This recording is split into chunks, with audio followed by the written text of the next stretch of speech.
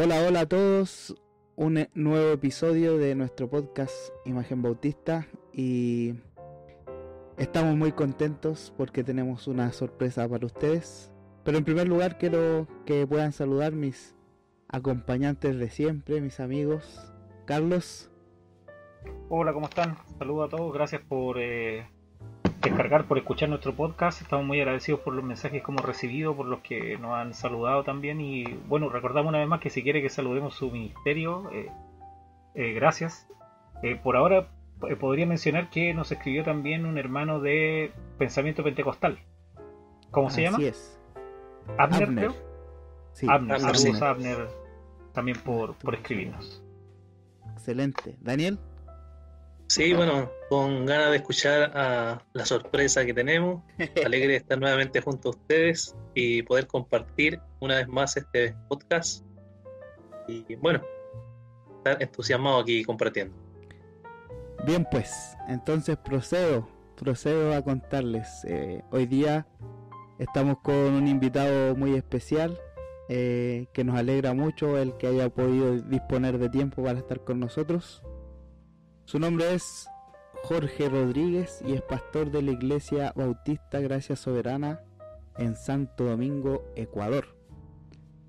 Además de esto es parte de la junta directiva de la editorial Legado Bautista Confesional, de la cual ya hemos podido grabar algunos episodios recomendando algunos libros. Así que de verdad que es un privilegio poder contar con usted, pastor, para que salude aquí a quienes nos escuchan. Querido Franco, Daniel y Carlos, es un gran privilegio poder estar con ustedes hoy. Realmente el privilegio es para mí de poder compartir con ustedes, como les decía previamente. Es una bendición estar en comunión con ustedes, disfrutando del precioso ministerio que hacen a través de Imagen Bautista. Muchas gracias, pastor, por las palabras. Y en particular hoy día el pastor va a también recomendarnos un libro y nos va a contar acerca de un libro que es una primicia porque está de hecho todavía en proceso y terminando de estar listo para ser publicado. Así que vamos a partir al tiro con eso y preguntarle al pastor cómo se llama el título del libro y quién viene a ser el autor. El libro que queremos recomendar hoy y que se lo recomiendo con todo el corazón, ha sido una bendición para mí, es el libro llamado Edificación y Belleza, que es la tesis doctoral del Dr. James Renahan. No sé si quisieras que les cuente un poco con respecto a quién es el Dr. James Renahan. Sí, por favor. Bueno, el Dr. Renahan ha servido como rector del Instituto de Estudios Bautistas Reformados desde 1998 y ahora ese Instituto de Estudios Bautistas Reformados se convirtió hace poco tiempo en un seminario que tiene ahora su campus en Texas. Antiguamente este instituto funcionaba en las instalaciones del Westminster de California. Yo tuve el privilegio de estar ahí y poder recibir la clase de introducción a la confesión de fe con él. Y es un hombre que ha ganado un gran prestigio entre presbiterianos también y sobre todo entre toda la comunidad bautista reformada de los Estados Unidos y en muchos países del mundo. Él se graduó de la Academia Ministerial Trinity y también obtuvo una maestría en el Seminario del Este y un doctorado en el Seminario Evangélico Trinity. Y principalmente una de las cosas que hace al Dr. Renahan una pieza tan importante en nuestra teología, en nuestra historia, es todo el trabajo que él ha hecho en entender la historia, el contexto histórico y teológico de la Confesión Bautista de Fe de 1689. Realmente podríamos decirlo con estas palabras sin pensar que estamos exagerando.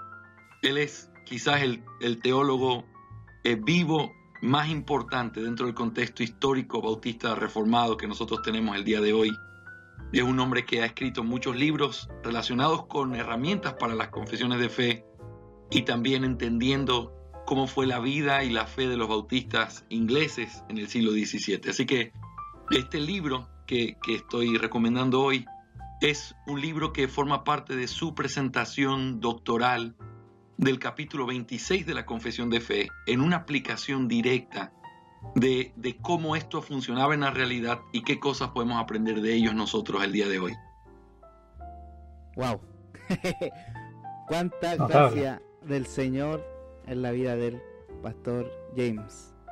Ya hay un spoiler más o menos de qué se trata el libro, pero ¿qué se les viene a la mente a ustedes, Carlos, Daniel, con el título de este libro, Edificación y Belleza?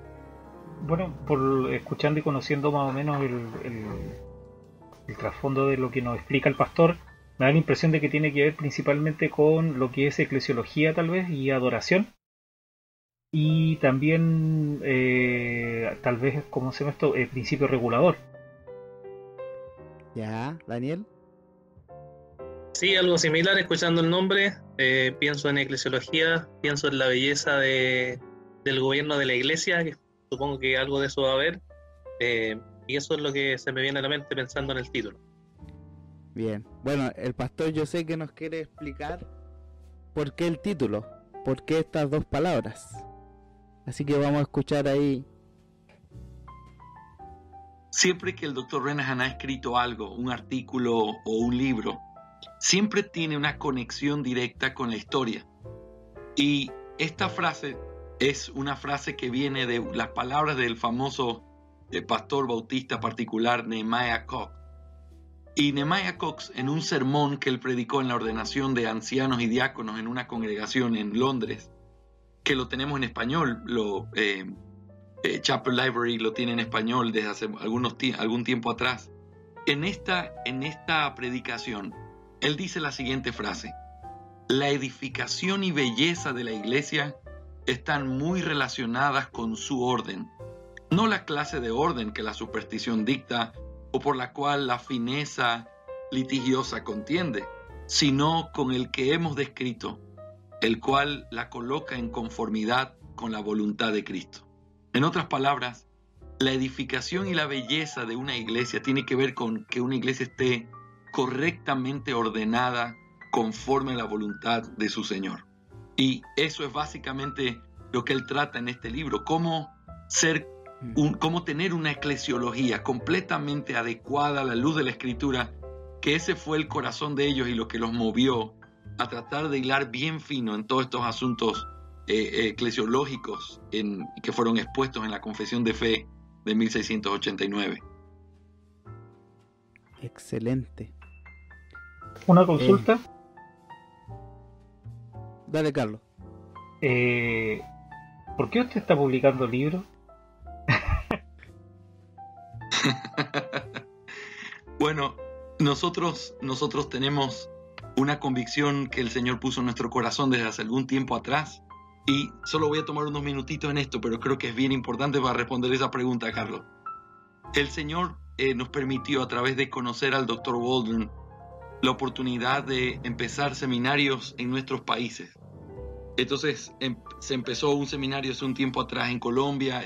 Yo todavía no llegaba, digamos, a esto, pero cuando nosotros nos dimos cuenta de esa posibilidad, empezamos uno en Ecuador y comenzamos a tratar con este tema la educación teológica. Entonces comenzamos a recibir módulos, profesores, tuvimos excelentes profesores, pero nos dimos cuenta de la gran falencia que había en el tema de la literatura, y sin literatura, sin libros, la gente no puede realmente hacer toda la formación que nosotros quisiéramos que tuvieran. Así que, movidos por esa convicción, nosotros dijimos, no, vamos a hacer algo, vamos a trabajar. Y esto es lo que siempre digo: Joel Vicky tiene quien nos traduzca, hay otra gente que tiene quien nos traduzca, pero nuestra gente, nuestros padres teológicos, somos nosotros los que tenemos que traducirlo. Así que hablé con el Dr. Waldron, motivamos a otros pastores, y entonces empezamos esto del legado, que realmente antes de empezarlo fue algo que comenzó en nuestro corazón desde Cuba. Plantamos un seminario en Cuba y entonces encontramos un hombre muy especial, el hermano Alain, que es nuestro traductor allá. Y entonces yo dije, bueno, podemos hacer algo súper importante aquí, y comenzamos a traducir. Pero luego, todas estas traducciones que teníamos, decíamos, bueno, ¿y qué vamos a hacer con eso? Ya están listas, pero hay que publicarlas. Y entonces fue cuando decidimos hacer la editorial y le llamamos Legado Bautista Confesional, con el propósito de no crear simplemente una publicadora, no simplemente tener más libros en el mercado, sino directamente enfocado a la formación teológica en nuestra herencia bautista particular. Entonces, ese es nuestro corazón, ese es nuestro deseo, y por eso nos metemos con todo este tipo de libros que son importantes y quizás hasta un poco difíciles de leer algunos de ellos, pero que realmente creemos que para que haya un impacto, una formación teológica adecuada, se necesita tener esta literatura en nuestro idioma para comenzar una verdadera discusión teológica entre latinoamericanos. Ese es nuestro sueño, que en pocos años esto pueda seguir creciendo de manera que se pueda desarrollar y ser para la gloria de Dios en todo lo que hagamos. Amén.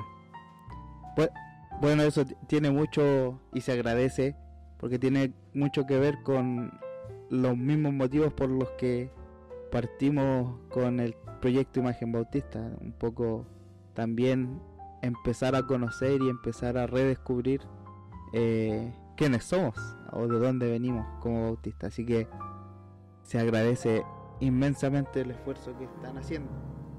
Y gracias, eso es lo que nos mantiene tan conectados con ustedes. Y tuve la oportunidad de conversar con Daniel y fue como estar hablando con alguien que conocí hace mucho tiempo, con el mismo corazón, con el mismo deseo. Así que nos gozamos grandemente en lo que ustedes están haciendo también, y ha sido para nosotros de gran motivación verlos, leer lo que hacen, y ahora poder trabajar juntos es realmente una bendición. Sí, así es. Bien, pues, y el libro que, bueno, nos imaginamos ya un poco, ¿cierto?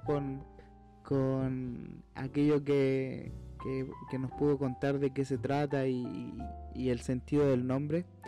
Pero ¿por qué un libro así es recomendable o es importante de acceder y de leer para nosotros aquí como hispanohablantes, como latinos? Franco, déjame contestarte esa pregunta de esta manera. En primer lugar, quisiera decir por qué es importante estudiar un tema como la eclesiología. Alguien podría quizás preguntarse, bueno, pero eso es un tema para pastores, eso es un tema para líderes. ¿Por qué yo, un cristiano común y corriente, tendría que leer algo sobre eclesiología? Bueno, primariamente es algo que tiene que tenernos muy preocupados y muy dispuestos a aprender a los pastores. Pero es un tema que todos tenemos que conocer por esta sencilla razón. La eclesiología es la frutilla del pastel de la teología de una iglesia. Y lo que quiero decir con eso es esto. El entendimiento de las doctrinas como el Evangelio o la autoridad de las Escrituras se manifiestan claramente en todas las acciones prácticas que una iglesia tiene. Por eso creo que tiene mucha razón cuando se ha dicho, si quieres saber cómo es la doctrina de una iglesia, mira su eclesiología. Por ejemplo, si nosotros consideramos la doctrina del Evangelio que una iglesia sostiene, el Evangelio que uno predica, claramente se manifiesta qué es lo que creemos del Evangelio a través de cómo nosotros hablamos del bautismo o de la membresía o cuando ejercemos la disciplina eclesiástica. Cuando el Evangelio no está claro, es increíble cómo eso repercute en todos los aspectos prácticos de una iglesia. Si tú no tienes el Evangelio claro, o vamos a poner este ejemplo, si uno cree que existe tal cosa como el cristiano carnal, entonces eso significa que él es un creyente que está viviendo en pecado. Si está viviendo en pecado, entonces la Biblia dice que tenemos que disciplinarlo, pero ahí nos encontramos con un problema. Cuando una persona dice que es creyente y vive en pecado, la iglesia tiene que advertirle que se arrepienta. Va uno, no se arrepiente, van dos, no se arrepiente, se lo dice a la iglesia, no se arrepiente. El veredicto que la Biblia nos dice es que la iglesia debe decir, tú no eres un creyente. Pero cuando eso no está entendido correctamente, la iglesia tiene grandes problemas en la aplicación de la doctrina, de la disciplina, y entonces va a decir, no, eso no se puede hacer porque él sí es un creyente, solo que es carnal, o él sí es un creyente, solo que necesita madurez, y así por el estilo. Un montón de situaciones prácticas se afectan completamente con lo que tú crees. Y por eso la eclesiología es un tema tan importante, tan apasionante y de incumbencia no solamente para líderes, no solamente para pastores, sino también para personas que son parte de una iglesia, que aman al Señor y que quieren hacer las cosas como Dios manda. Por eso, un libro así es un libro que nos ayuda a tratar de redescubrir cómo debería ser una iglesia bíblica, cómo debería plantearse, porque esa fue la motivación que llevó a estos bautistas a romper todos los moldes de donde ellos estaban. Prácticamente, aunque son cristianos reformados, los bautistas ingleses del siglo XVII, fueron gente que fueron en contra de todo lo que el mundo creyente y reformado creía en esos días, desde una eclesiología donde no había una cabeza principal como la Iglesia de Inglaterra, donde no habían grupos de gente que gobernaba sobre un grupo de iglesias como el concepto presbiteriano, sino que eran congregaciones locales, separadas, autónomas, y al mismo tiempo el hecho de que la membresía era a través del bautismo y que el bautismo no era algo para niños, porque no venía como un aspecto pactual familiar, sino de creyentes. Todos esos aspectos te tienen que llevar a una sola cosa. Oye, ¿por qué pensaron tan distinto? ¿Qué los llevó a ser tan diferentes al resto de personas en todo el mundo? Gente a la que ellos respetaban, pero que tuvo que haber algo mayor que los llevara a salir del molde y tratar de volver a las Escrituras. Por eso, un libro como este es importante para un creyente común de la iglesia que está ahí queriendo hacer las cosas bien en su casa, como para un pastor que quiere ser fiel al Señor a través de gobernar correctamente la iglesia por el camino que la Biblia nos da. Así que eso es lo que yo diría: ¿por qué estudiar o por qué leer un libro sobre eclesiología?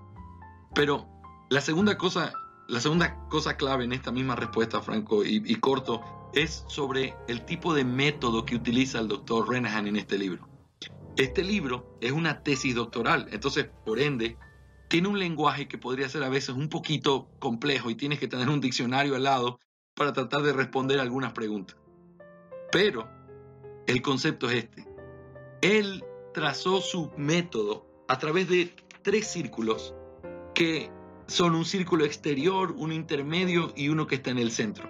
Y él más o menos plantea esto. La forma en la que él llegó a las conclusiones que llega en este libro es, en primer lugar, el círculo de afuera es la Confesión Bautista de Fe de 1689. Ahí es donde están las declaraciones confesionales, donde está el marco de referencia sobre el cual las iglesias vivían su eclesiología. Pero luego él se metió un poquito más, y para tratar de entender todas esas declaraciones confesionales, eso nos lleva al segundo círculo. Él se metió en los escritos eclesiológicos de los bautistas particulares. Es decir, se metió en libros de Benjamin Keach y de otros, tratando de explicar cómo era que se aplicaba, cómo se veía en la práctica todas esas declaraciones confesionales. Pero finalmente, y el círculo más chiquito donde él finalmente terminó su investigación, es ir a los libros de iglesia. ¿Sabes lo que es eso? Es donde se tomaban los apuntes de las reuniones de negocios, donde había un secretario escribiendo y dijo el hermano fulanito tal cosa, para poder mirar cómo había una consecuencia, cómo había una lógica conectada entre lo que dice la confesión de fe, su entendimiento teológico a través de los escritos de estos hermanos y finalmente la vida real de la iglesia en una reunión común y corriente. Entonces, este doctor Renehan pasó horas en bibliotecas en Inglaterra pidiendo estos libros de iglesia, que solo existe esa copia en el mundo, y las transcribió con su propia mano en su computadora para poder tener acceso a ellas y poder leer qué era lo que hacían, por qué disciplinaban, por qué alguien tenía que ser corregido, qué pasaba con el que no se congregaba, etcétera, etcétera. Entonces, yo espero hasta ahorita, por el tono de mi voz, estar diciéndoles lo apasionante que es el contenido de este libro, porque realmente lo es. Es un descubrimiento práctico de lo que significa la eclesiología de los bautistas particulares ahí a finales del siglo XVII. Sí, suena muy interesante el libro. Y bueno, por 2 cosas que pensaba mientras el pastor Jorge hablaba. Una es que al ser una iglesia congregacional, yo siempre igual he pensado cómo hay circunstancias que uno tiene que enfrentar, y creo que trayendo la historia de vuelta y analizando cómo lo hicieron nuestros antepasados, podemos tomar mejores ejemplos, mejores principios para cómo aplicar, digamos, las problemáticas que enfrentamos hoy respecto al pecado, o cómo ejecutamos ciertas cosas, que sabemos que aquel que no se comporta como cristiano debe ser excomulgado, expulsado de la membresía, pero siempre hay como matices que uno debe pensar o debe analizar, y ahí es donde ayuda mucho la historia. Entonces creo que es un tesoro muy impresionante este libro. Sí, yo estoy completamente de acuerdo contigo, Daniel. Así creo que es como deberíamos verlo. Eran gente como nosotros, con problemas como nosotros, pastores que se sentían a veces solos como nosotros, y que lo que tenían en su mano era su Biblia y su entendimiento bautista de cómo tenía que conformarse y ser llevado a una iglesia. Y eso definitivamente es un tesoro que hace que nos sintamos que no estamos solos en esta lucha, y que hay cosas también que se consideraban con mucho valor en ese tiempo y que sin querer por aspectos culturales nosotros lo hemos dejado de ver así, como la gran importancia que tiene el congregarse. En muchísimas iglesias el congregarse queda como algo simplemente no tan importante. Era algo tan importante que alguien podía ser disciplinado y sacado de la membresía de la iglesia por no congregarse y no tener razones consecuentes con ese no congregarse. Así es. Bueno, una de las cosas que también me gustaría destacar es el tema de la relevancia de que el miembro de la iglesia que a lo mejor aún no ejerce un cargo o no es pastor o no es parte del grupo de oficiales de la iglesia, tiene esa responsabilidad también de conocer lo que cree, porque, bueno, especialmente entre bautistas que creemos en el congregacionalismo, es fundamental. O sea, nuestra membresía, nuestro cuerpo de iglesia debe ser un cuerpo de iglesia preparado, que tema al Señor, y que así como los pastores de antaño acudían a la Biblia, también sean capaces de acudir a la Biblia para soportar a su pastor, para soportarse unos a otros. Amén, amén. ¿Sabes qué, Franco? Precisamente yo creo que ese es uno de los aspectos muy importantes de leer un libro como este, o de simplemente mirar a la historia y recordar el papel tan importante que tenía la iglesia. La iglesia tiene que crecer y tiene que madurar de tal manera que sea una protección, que sea una consejera, que sea una compañera con sus ancianos, en todo este tipo de cosas. Una iglesia no es simplemente, tenemos esta cantidad de personas que se congregan, o este número de personas, sino gente real que está en una participación, que cuida la iglesia, que ama la iglesia, que trata de pedir cuentas a la iglesia.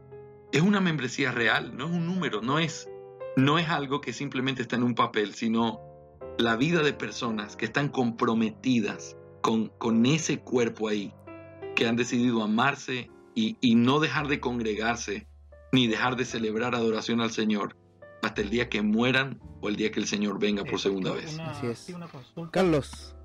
Que no sé si usted tiene el don profético, pero era más que nada, ¿qué sueño o qué, nosotros acá los chilenos le decimos la tincada, me tinca o huelo a que esto, ¿qué cree usted que pueda seguir sucediendo con el movimiento bautista en Latinoamérica? Bueno, cuando te refieres a eso, Carlos, ¿preguntas el movimiento bautista reformado o el movimiento bautista como en general? Bueno, te voy a decir una cosa que realmente quiero compartirte en mi corazón con respecto a ese tema. Lastimosamente, toda esta riqueza que nosotros tenemos ha estado siempre confinada a pocas bibliotecas o gente que hable solamente inglés. Y entonces, ¿qué es lo que ha sucedido con eso? Nosotros tenemos gente apasionada que ama al Señor, gente fiel, que han sido bautistas reformados por muchos años. Pero esta es la realidad que nosotros queremos proyectar con respecto a este trabajo que se está haciendo. Muchos de los conflictos, las divisiones, las luchas, los movimientos sectarios que pudieran haber, y ojo, no estoy hablando de las intenciones del corazón, el Señor nos libre de juzgar las intenciones. Lo que quiero decir es lo que se ve. No es lo que nosotros queremos que sea la realidad de nuestro movimiento bautista reformado. Nosotros amamos la unidad, y una de las cosas maravillosas que uno encuentra en esto es que, lejos de ser un grupo sectario, era un grupo que estaba lleno de variedades, por supuesto, dentro de los límites de la confesión de fe, porque por eso la confesión de fe era una limitante, o era un marco de referencia aún para la comunión entre iglesias. Pero había variedad, y lo que nos encontramos estos días es gente diciendo: si tú no haces las cosas de tal manera, tú no eres un bautista reformado. Y realmente eso lo único que hace es daño.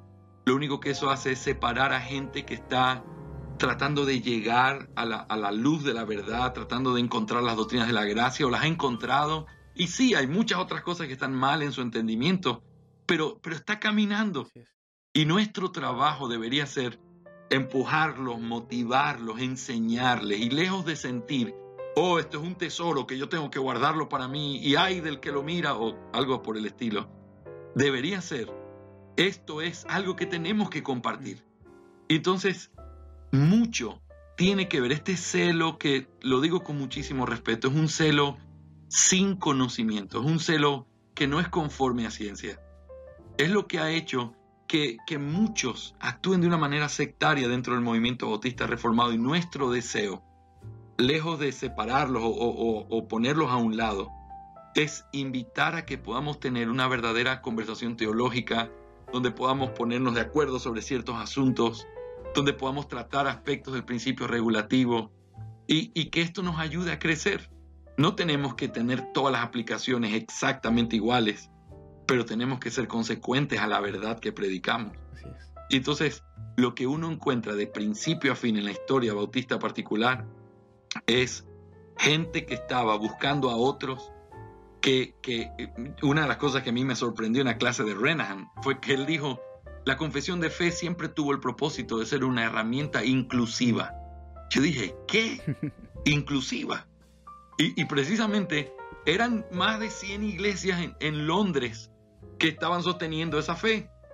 Y entonces había claridad, habían puntos claros, habían límites en lo que ellos creían, pero al mismo tiempo habían libertades sobre ciertas cosas. Uno se pone a pensar hoy, sabiendo la historia, ¿qué será que ellos no sabían lo del tema de la adoración con himnos o sin himnos? No, por supuesto que ya estaba eso sobre la mesa, pero no era algo que lo iban a poner como una división, porque no podía ser que sean confesionales los que canten himnos o no canten, y que los otros que queden exactamente lo mismo, porque no cantan o sí cantan, no pueden ser llamados confesionales bajo la misma confesión de fe. Entonces, fue intencional. Hay cosas que no están en tela de juicio, hay cosas que son clarísimas, y estoy convencido de que la verdadera unidad tiene que ver con doctrina. No se puede tener una unidad a costa de la doctrina. Yo estoy en contra de cualquier cosa que trate de minimizar la doctrina. Pero al mismo tiempo, no podemos, escúchame bien, lo voy a decir otra vez, no podemos dividirnos por asuntos terciarios dentro de nuestra aplicación doctrinal.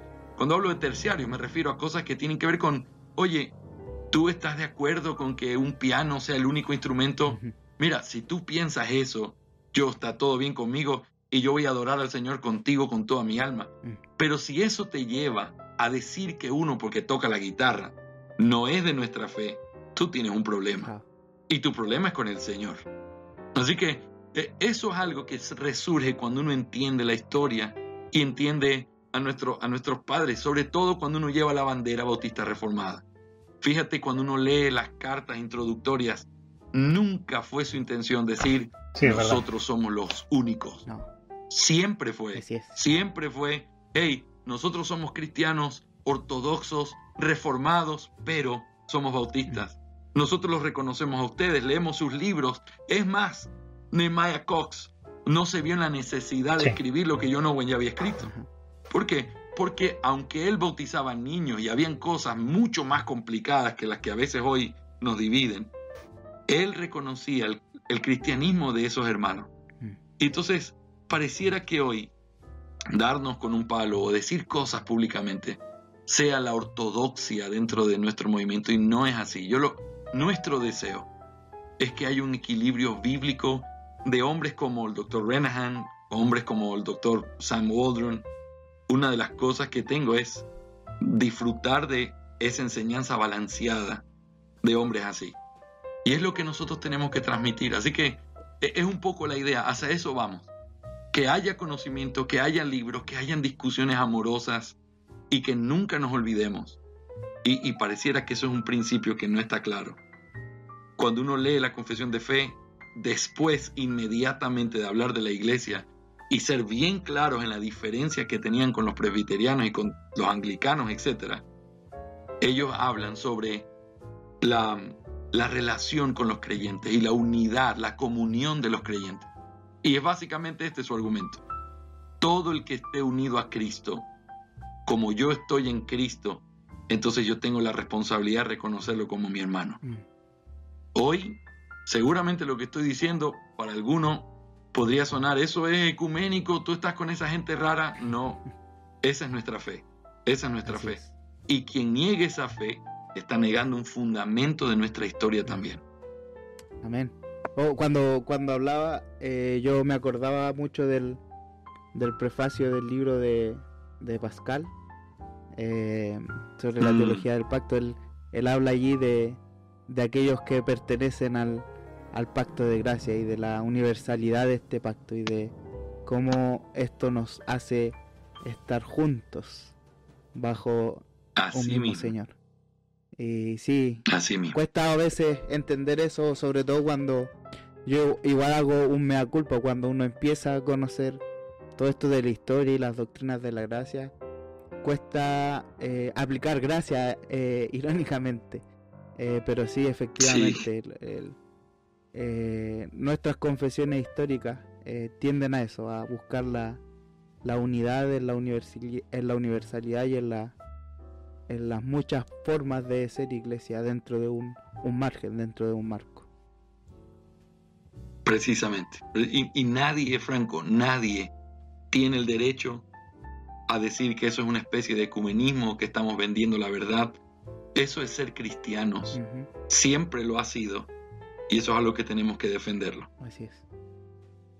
Excelente. Pastor, ¿y podrías contarnos cómo el doctor Renihan va avanzando?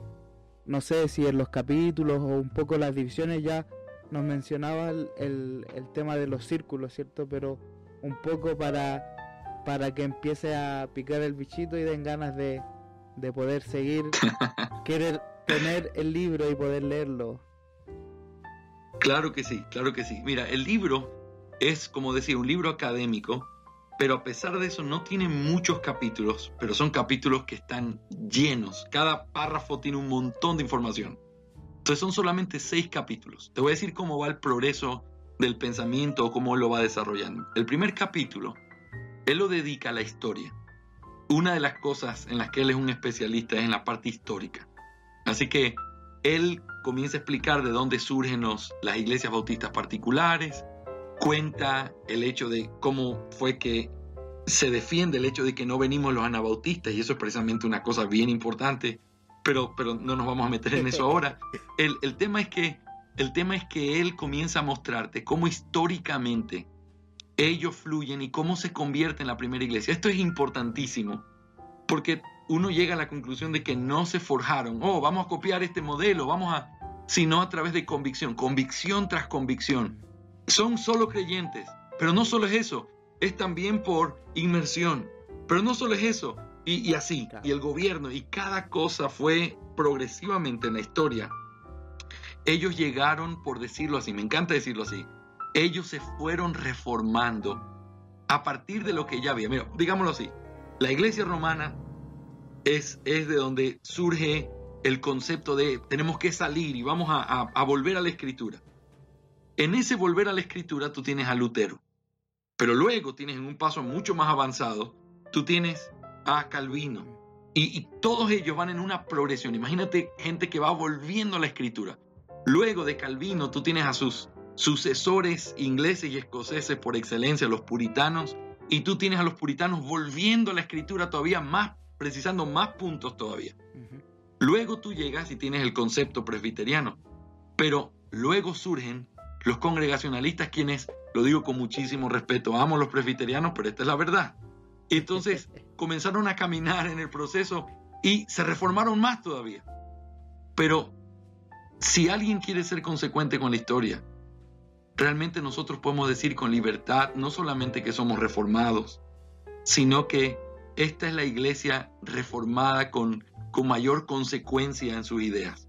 Nosotros partimos de donde otros iban poniendo pasos firmes y nosotros llegamos a entender cosas que quedaron a medio entender en otros movimientos. Entonces, por eso la historia es tan importante para mostrarnos cómo eso sucedió en un sentido real. El capítulo 2 toca algunos aspectos generales que se afirman en la confesión de fe. Por ejemplo, el concepto de la iglesia universal, el concepto de la iglesia local, la identidad que debe tener una iglesia, la membresía de una iglesia.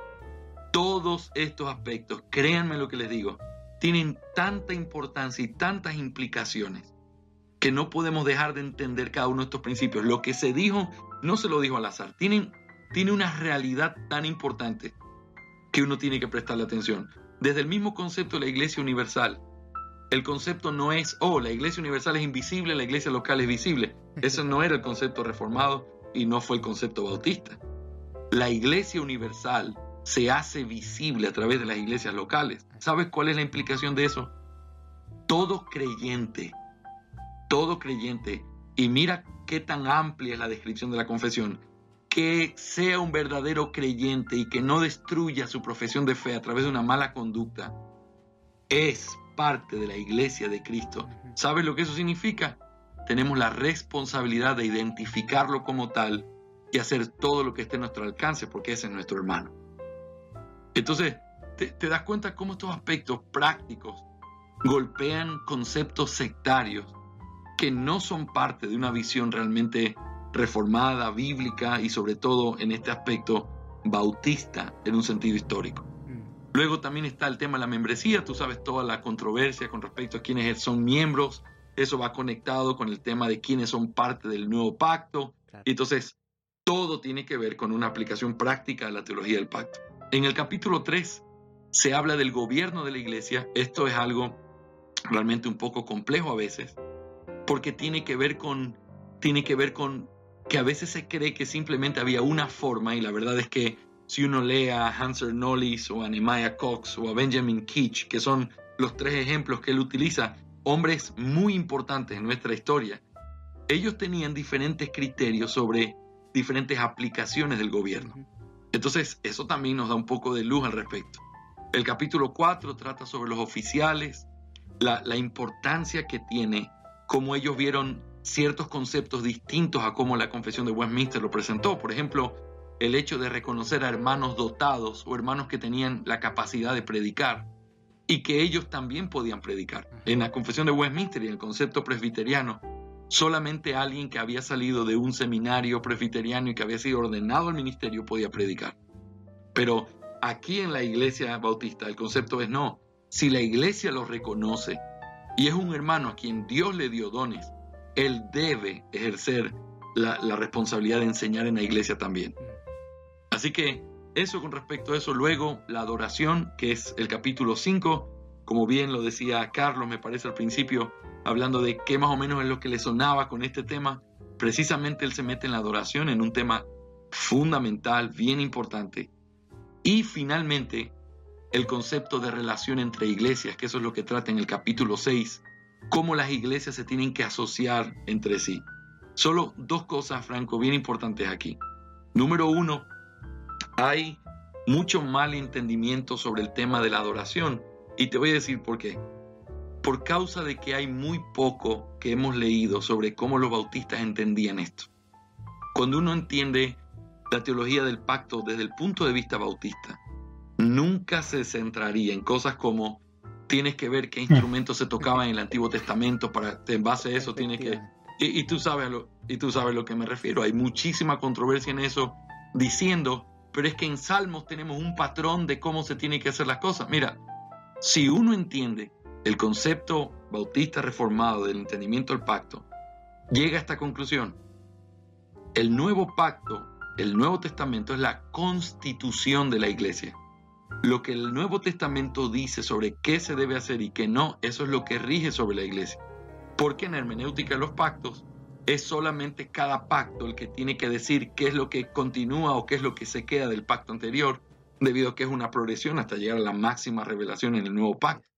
Entonces, en base a esto, es importantísimo entender que esto es algo que ellos entendían bien. La diferencia entre el concepto de las circunstancias de la adoración y los elementos de la adoración es algo bien importante. Y finalmente, también hay una tendencia muy grande a detestar las asociaciones eclesiásticas, pero la verdad es que nuestros padres bautistas estaban completamente a favor de las asociaciones y creían que era la voluntad del Señor el tener que buscar iglesias que crean lo mismo que tú para poder trabajar juntos y hacer cosas que solos las iglesias no podrían hacer. No porque la iglesia no sea suficiente, solo que hay circunstancias reales que no lo permiten. Por ejemplo, muchas veces yo dirijo el Seminario Bautista Confesional aquí en el Ecuador y he escuchado muchísimas veces el ataque diciendo: oh, usted tiene un ministerio paraeclesiástico. Pero esta es la verdad. No se trata de un ministerio paraeclesiástico cuando ustedes tienen iglesias locales trabajando juntas, pastores formando a otros pastores. Esto no reemplaza a la iglesia, es el ministerio de más de una iglesia trabajando juntas. Entonces, es exactamente el contexto histórico de lo que ellos hicieron. La razón por la cual se unieron con otras iglesias y formaron la asociación en Londres y luego en Bristol era porque necesitaban lugares para formar a sus hombres y también porque necesitaban levantar sustentos para plantar nuevas iglesias, necesitaban apoyar a los pastores que estaban en situaciones más pobres. Todas esas cosas solo se pueden cuando están en una verdadera comunión entre iglesias que no están rompiendo la verdad para unirse, sino que están unidas por la verdad.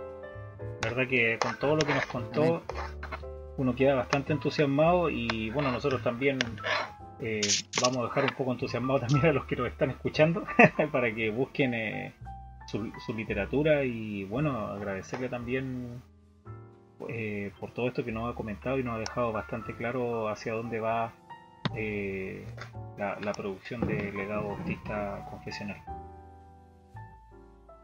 Así es. Sí, es un privilegio para nosotros. Pastor, entonces el libro está muy interesante y podemos decir que sin duda que de una gran utilidad para el mundo bautista, pero no solo para el mundo bautista, también para el cristianismo en general aquí en Latinoamérica, para considerar cómo estamos siendo iglesia, cómo estamos viviendo nuestra fe.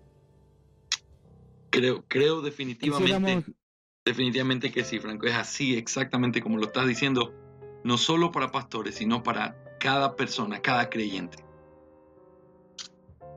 Así es. Entonces quisiéramos saber más o menos cómo podría usted hablarnos de las conclusiones, de las ideas centrales o cómo cerraría la explicación de este libro. Bueno, más que las conclusiones de Renehan, quiero compartirles 3 conclusiones a las que yo llegué después de leer este libro y revisarlo, que creo que son las enseñanzas principales que nosotros debemos tomarlas de manera práctica, aplicándolas a nuestra vida. La número 1 es la importancia de ser consecuentes con lo que nosotros decimos creer. La importancia de ser consecuentes con lo que nosotros decimos creer. Fíjate que lo hablamos hace un momento en la pregunta anterior sobre el problema de la inconsecuencia. Todos somos inconsecuentes, esa es la verdad. Y somos inconsecuentes en diferentes aspectos.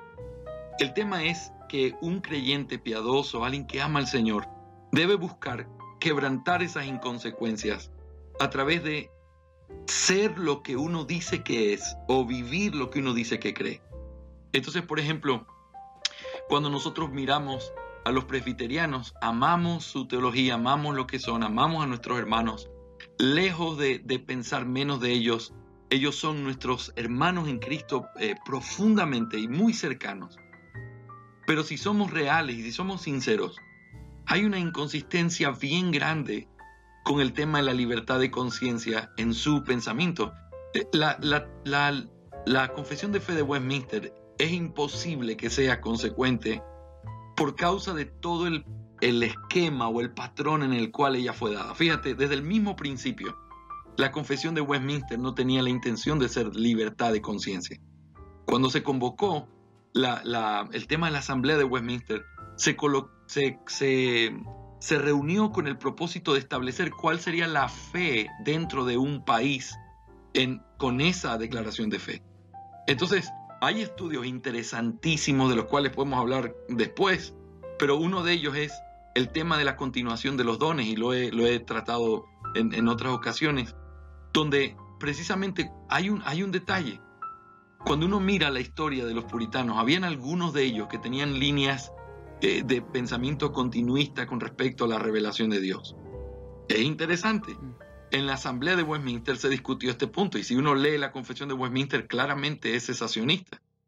Pero el detalle de este hombre, Milne, que hizo una tesis doctoral sobre esto, dijo, sí, pero esa era la mayoría, no la totalidad. Había gente que creía otras cosas. Y entonces tú dices, bueno, ellos tuvieron que adecuarse y centrar una idea precisamente porque tenía que ser la ley que iba a regir sobre todos. Ahora, cuando ellos hacen la asamblea, literalmente están violando la libertad de conciencia, porque estaban diciendo, esto es lo que tienes que creer. Y entonces sabemos tristemente lo que la historia nos enseña de la persecución y todas las cosas que hubo, no solamente del catolicismo, sino también de los anglicanos hacia los otros creyentes, de los presbiterianos hacia otros, guerras por causa de la fe. Y uno dice, espérate, el concepto de libertad de conciencia no se está entendiendo. Los congregacionalistas eran y creían en la libertad de conciencia. John Owen llegó a decir que la libertad de conciencia era el segundo principio más importante de la Reforma. Imagínate lo que es eso. Él dijo que el primero era la justificación por la fe y el segundo, la libertad de conciencia. El hecho de que la Escritura es suficiente y tiene todo lo que necesitamos para la vida de un creyente implica que nadie tiene por qué imponerte algo que tú no encuentras en la Escritura. Y entonces decimos, oye, pero ese concepto no fue consecuente en la vida de los presbiterianos. No lo fue. Ellos no lo fueron. Lo mismo pasa con el concepto reformado del principio regulativo. Franco, nosotros aprendimos de los presbiterianos el concepto del principio regulativo. Pero cuando uno va a la aplicación de ese concepto, de ese principio bíblico, te encuentras que ellos mismos no eran consecuentes. ¿Qué dice el principio regulativo? La forma agradable de adoración para Dios es solamente la que Él ha establecido y no puede ser dada a la invención de los hombres ni escuchar la sutileza de Satanás. Y entonces hablamos de la iglesia y la adoración tiene que ser así porque Dios dice, y el culto tiene que ser así porque Dios dice, pero el bautismo, bueno, no hay ningún ejemplo bíblico, pero igual tiene que ser así. Entonces tú dices, espérate, no entendí. Hay algo en el principio regulativo que no estás aplicando consecuentemente. Y entonces es algo que nosotros vemos cuando ustedes lean el libro, porque los animo a todos a que lo lean. Ustedes se van a dar cuenta que no eran iglesias perfectas, pero eran iglesias que trataban de ser consecuentes. Que no era un armazón tratando de decirles lo que tenían que hacer, sino que eran capaces de cambiar cosas con tal de buscar ser fieles a lo que la Escritura decía. En el gobierno, por eso tienes diferentes tipos de gobierno, porque querían ser bíblicos en lo que hacían, solo que lo entendieron diferente. Entonces, esto nos enseña algo importante. Ahora, ¿cuál es la enseñanza para nuestra vida hoy? Cuando alguien dice, somos una iglesia reformada, este es mi único consejo, y yo espero que ustedes hayan visto mi corazón al hablar en el tiempo anterior sobre todo lo que no debemos ser los bautistas reformados. Pero quiero que sepan que no se puede decir yo soy reformado sin que uno preste atención a lo que eso implica en todos los aspectos de la vida. Si uno cree en la sola Escritura, entonces la Escritura es suficiente. Entonces tú tienes que cambiar tu método evangelístico. Entonces tú tienes que cambiar la forma en la que haces la adoración en tu iglesia, porque no le estás dando la autoridad a la Escritura, sigues utilizando cosas tratando de ayudar al Espíritu Santo para hacer la obra. Entonces es simplemente ser consecuente. Ahora, no creo, y de verdad lo digo, no creo que uno lo haga malintencionadamente. pero al mismo tiempo siguen siendo una inconsistencia. Si uno quiere volver a la Escritura, entonces no te quedes a medio camino. Está bien si abrazaste las doctrinas de la gracia. Mira, es la gracia de Dios la que te permite ver eso. Pero no te quedes ahí. Hay implicaciones reales de las doctrinas de la gracia. Hay implicaciones reales de las olas de la reforma, que tenemos que ser consecuentes al aplicarlas. No podemos ser reformados de palabras y ser completamente deformados en nuestra práctica. Tenemos que volver a la Escritura y tenemos que ser consecuentes con eso. Entonces, eso es lo primero que yo veo. La segunda cosa, rápidamente, la segunda enseñanza principal para mí es esta. No había una sola variedad dentro del esquema confesional. Habían algunas. Yo he escuchado serias críticas de gente diciendo que el dividir las doctrinas en primarias, secundarias y terciarias es algo terrible, es ecuménico. Mis hermanos, ese fue el entendimiento y siempre ha sido el entendimiento de la iglesia. Eso no se lo inventó Albert Mohler, por si alguno cree eso. Esto es algo que siempre ha estado en la doctrina de la iglesia. ¿Por qué escribieron el credo de los apóstoles y por qué no hablaron de todas las doctrinas? Bueno, porque creían que el que no creía eso no era cristiano. Y como el doctor Waldron alguna vez me dijo, creo que en la Reforma hubieron cosas que comenzaron a ser parte de la ortodoxia que antes no lo eran en los credos apostólicos, como el hecho de la sola escritura, la inerrancia de las escrituras, etc. Pero el punto es este. Tenemos que hacer una distinción entre doctrinas. Tú no puedes, por favor te lo ruego, tú no puedes decir, si alguien no es exactamente igual que yo, entonces no puede estar conmigo, ni puede relacionarse conmigo, ni puedo recomendarlo. Porque entonces lo único que vas a hacer es que vas a entender que tu corazón está inclinado a la arrogancia. Porque estás pensando, solo yo tengo la verdad. Ese es el primer paso para ir a una secta. Y que el Señor nos libre, porque eso no es lo que Dios quiere.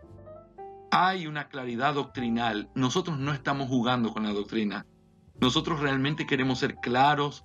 Creemos que hay doctrinas que no hay que tocarlas porque son así y punto final. Pero hay otras cosas concernientes a la aplicación de la doctrina que tenemos libertad, y quien viole esa libertad se está yendo en contra de Dios y de las Escrituras. Nadie es Señor de la conciencia de los hombres, sino solamente el Señor y su palabra. Por eso necesitamos ser fieles a eso. Así que cuando uno piensa y ve la historia, nadie puede decir, no es bautista reformado decir tal cosa. Ten cuidado, porque primero tenemos que apuntar hacia la Escritura. Y segundo, es probable que algún bautista reformado creía eso. Lo importante es que aun cuando todos los bautistas reformados estén ahí, tratar de buscar cuál es el principio más parecido a la Escritura. Yo puedo reconocer la diferencia entre Nehemiah Cox y Benjamin Keach sobre diferentes asuntos eclesiológicos, pero no por eso voy a decir, los dos tenían la verdad. No, es mi responsabilidad como pastor tratar de encontrar y decir, no, él estuvo más apegado a la verdad, esto a este otro lo cegó y no pudo verlo claramente. Pero aún así, no puedo decir, este no era un verdadero bautista reformado. No puedo decir eso. No es correcto, no tiene principios, y es la forma en cómo nosotros tenemos que vivir. El Señor nos manda a tratarnos de esa manera los unos a los otros. Cuando uno vive en esa manera tan sectaria, uno levanta sospechas, todo el mundo está mal, nadie sabe la verdad, todos son falsos maestros, todos están ecuménicos, todos han sido neocalvinistas, todo por el estilo. Ese no es el corazón de la verdadera reforma, ese no es el corazón de los verdaderos bautistas. Tiene que ver con un concepto universal, eclesiológico, verdadero, y eso es algo bien importante para considerar. Pero hay una tercera enseñanza y última que yo quisiera compartir con ustedes, y es este. El modelo bíblico y final de una iglesia no debe ser rastreado en la historia, sino en la Biblia. Si tú llegas a una conclusión después de ver la historia, es que no existieron ni han existido iglesias perfectas. Yo creo y realmente tengo el privilegio de decir que somos herederos de una teología purísima bíblica. Pero es triste Saber que la Asociación de Londres se diluyó en poquísimos años, porque no pudieron ponerse de acuerdo, porque hubo pecado, porque hubo cosas que no se hicieron bien. Y la realidad es esta: aunque los amamos y los admiramos, no eran iglesias perfectas. Pero me encanta saber que hay personas que estuvieron en el mismo sentir que nosotros, caminando muchos años antes que nosotros y tratando de ser consistentes con lo que veían en Escritura que Dios demandaba de ellos. Y creo que ese es el principio más importante al final del día. Así que busquemos el modelo bíblico en la Biblia. Busquemos el modelo correcto de la iglesia en la Biblia, porque eso es lo que el Señor nos manda. Y esas son las enseñanzas principales, Franco, Carlos y Daniel, de lo que yo veo en este precioso libro, que se los recomiendo con todo mi corazón que puedan conseguirlo cuando lo publiquemos. Bueno, yo creo que no solo con deseos de leer el libro, sino que también un tanto desafiados quedamos luego de esta exposición y recomendación de lectura. Carlos. Sí, muchas gracias, Pastor, por compartir con nosotros. La verdad que sí, como dice Franco, uno queda desafiado, se pone a pensar. Recuerda lo que también ya ha leído en otros libros, que a veces tienen temáticas similares también, y que caemos en las en la gravedad me refiero como el concepto de la física, y te quedas estancado y de repente no ves que